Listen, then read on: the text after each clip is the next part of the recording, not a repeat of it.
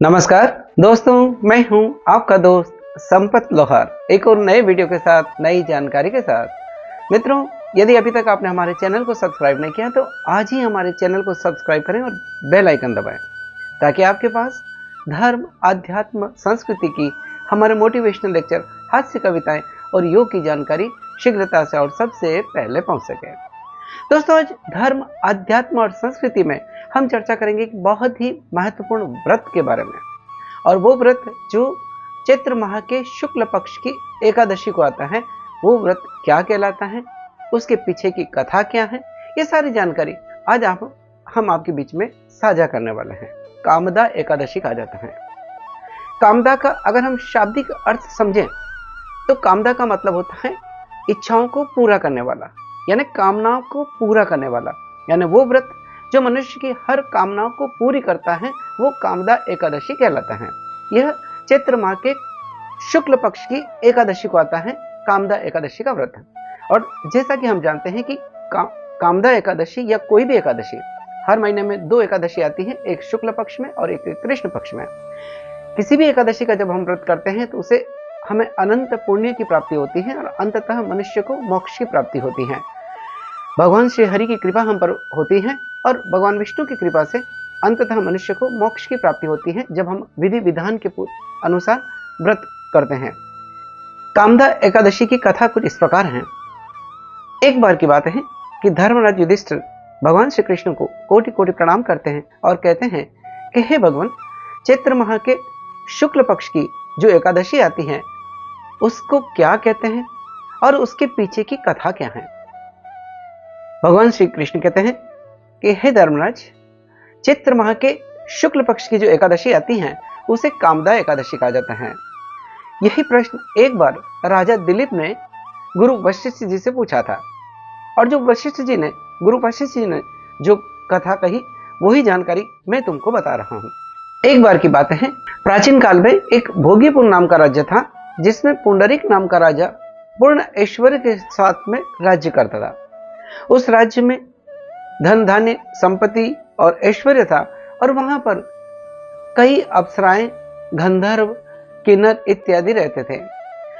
उसी राज्य में एक ललिता और ललित नाम के स्त्री पुरुष भी रहते थे। वो दोनों ही अनन्य प्यार करते थे, दोनों के बीच में अटूट प्यार था और दोनों एक दूसरे के बगैर रह नहीं पाते थे। अगर कुछ पलों के लिए भी दोनों अलग हो जाते तो आपस वो व्याकुल हो जाते थे। एक बार की बात है कि राजा पुंडरीक ने अपनी सभा में गायन का आयोजन किया और उसी सभा में अन्य गंधर्वों के साथ में वो ललित नामक गंधर्व भी अपना गायन प्रस्तुत कर रहा था। गायन प्रस्तुत करते करते उस सभा में उसकी उस समय पत्नी ललिता नहीं थी। जब वो गायन प्रस्तुत कर रहा था तो गायन करते करते उसे अपनी पत्नी की अचानक याद आ गई और जिसके कारण उसका स्वर लड़खड़ा गया, स्वर भंग हो गया। यह बात उस सभा में उपस्थित एक कौरकट नाम का नागराज जो वहां सभा में था वो देख रहा था। उसने यह बात जाकर राजा पुंडरीक से कही और पुंडरीक से कहा कि आपकी सभा में वो गायन करते करते हुए ललित नामक गंधर्व अपनी पत्नी का स्मरण कर रहा था और उसका स्वर भंग हो गया था।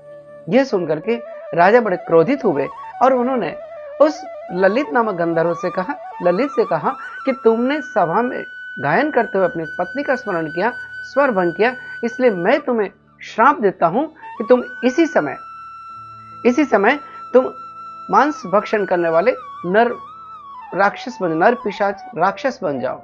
और इस तरह से उसको राक्षस होने का श्राप दे देता है राजा पुंडरीक। राजा के श्राप के कारण वो ललित उसी समय राक्षस बन जाता है और राक्षस बनते ही उसका रूप बहुत विकराल हो जाता है। उसका चेहरा अत्यंत भयानक और डरावना हो जाता है। उसके चेहरे पर 2 बड़ी बड़ी आंखें ऐसे लगती जैसे मानो सूर्य और चंद्रमा प्रदीप्त हो रहे हों। उसका नाक ऐसा लगता जैसे मानो किसी पर्वत की कंदरा हो। उसका गला ऐसा लग रहा है जैसे कोई पर्वत हो और उसके सिर पर बिखरे बिखरे खड़े खड़े बाल ऐसे लग रहे थे जैसे किसी पर्वत पर वृक्ष खड़े हों। इतना भयानक रूप उसका, और राक्षस बन जाता है और इस तरह से वो राक्षस बनने के बाद व्याकुल होकर भटकता रहता है। उसकी पत्नी ललिता भी उसके पीछे पीछे वनों में भटकती हैं और वह विचार करने लगी कि किस तरह से उसके पति को इस श्राप से मुक्ति मिलेगी, किस तरह से उसके पति को इन कष्टों से मुक्ति मिलेगी। इस तरह से वो अपने पति के पीछे पीछे भटकती हैं, वो भी उसके पीछे पीछे जाती है। और जो ललित था, वो जो राक्षस बन गया, उसका इतना विशाल देह बन गई कि मानो उसके आकार, शरीर का आकार 8 योजन तक हो गया। उसकी लंबी लंबी भुजाएं, डरावना चेहरा, और इस तरह से वो व्याकुल और पीड़ित होते हुए जंगलों में भटकता रहा। उसकी पत्नी ललिता भी उसके पीछे पीछे जाती रही और इस तरह से भटकते भटकते एक दिन वो विंध्याचल पर्वत पहुंचती हैं। वहां पर श्रृंगी ऋषि का आश्रम था।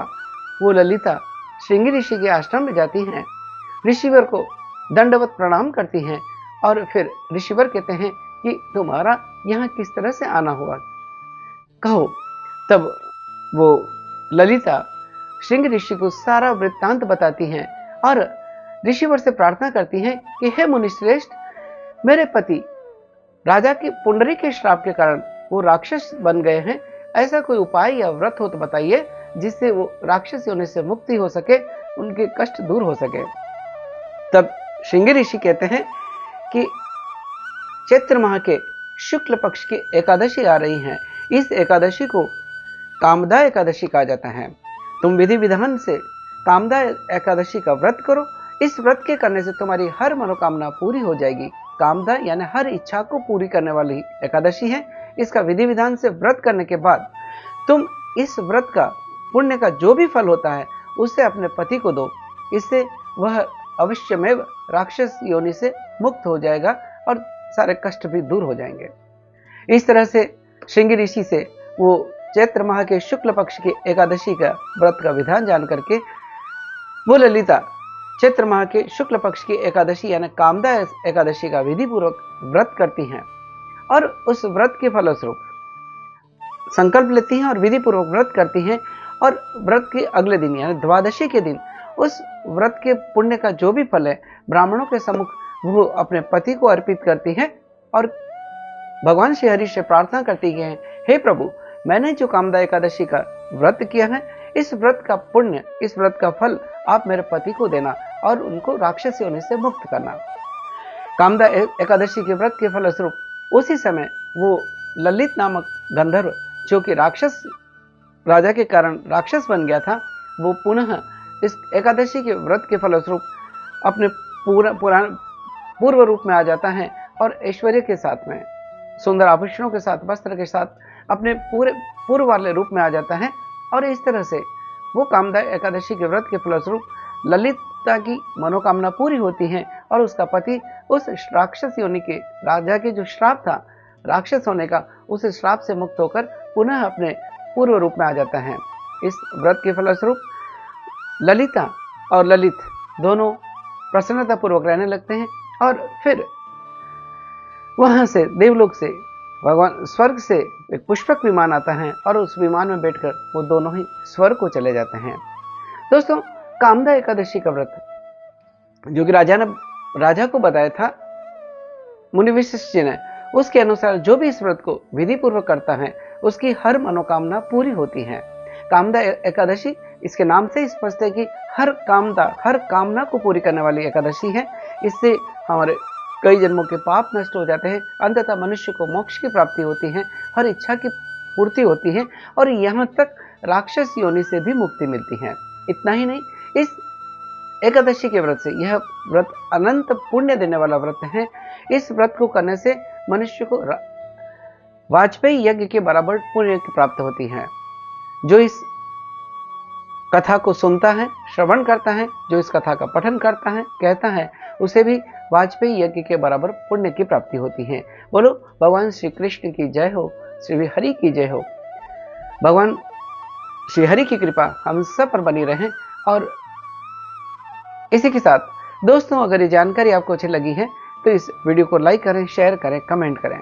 अगर आप हमारे चैनल पर नए हैं तो हम आपको बता दें दोस्तों कि हमारे चैनल में 4 प्लेलिस्ट हैं, जिसमें धर्म के बारे में, संस्कृति के बारे में, योग के बारे में, हमारी हास्य कविताओं के बारे में सारी जानकारी और मोटिवेशनल लेक्चर सारी दिए हैं। आप चैनल से जुड़े रहें और अगर आपको वीडियो अच्छा लगा है तो कमेंट बॉक्स में ज़रूर लिखें ताकि हमें प्रेरणा मिले और नए नए वीडियो हम आपके बीच में साझा कर सकें। इसी के साथ आपके दोस्त संपत लोहार को इजाजत दीजिए। जय हिंद, जय भारत, जय श्री कृष्ण, हरे कृष्ण।